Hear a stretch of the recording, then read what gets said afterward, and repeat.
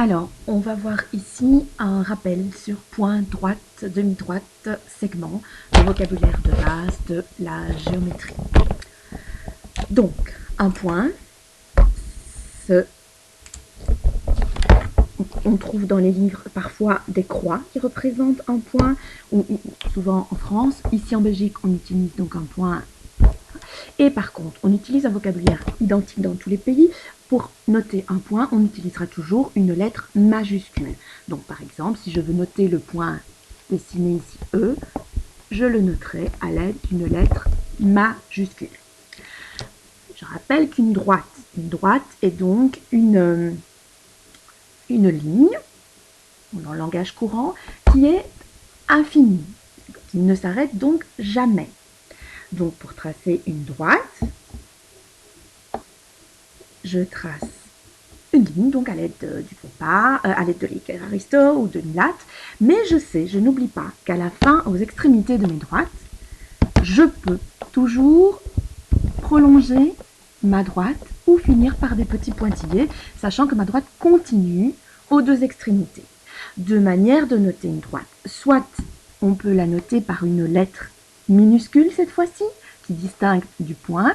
Donc imaginons que je veux noter ma droite F, je vais l'appeler F minuscule.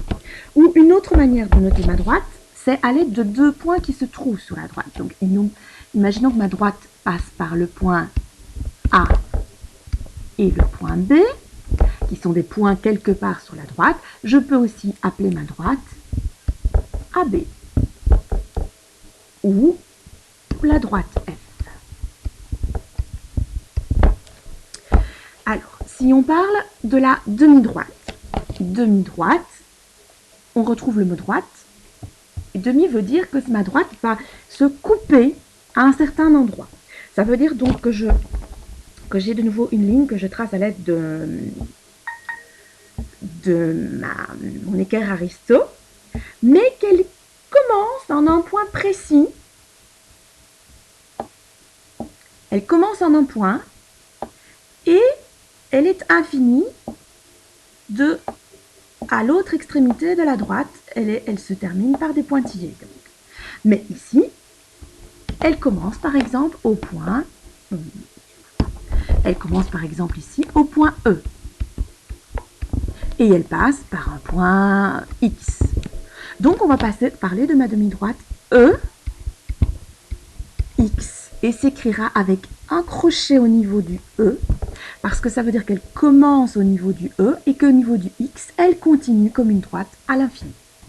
Il nous reste le quatrième élément principal en mathématiques, en géométrie, c'est le segment.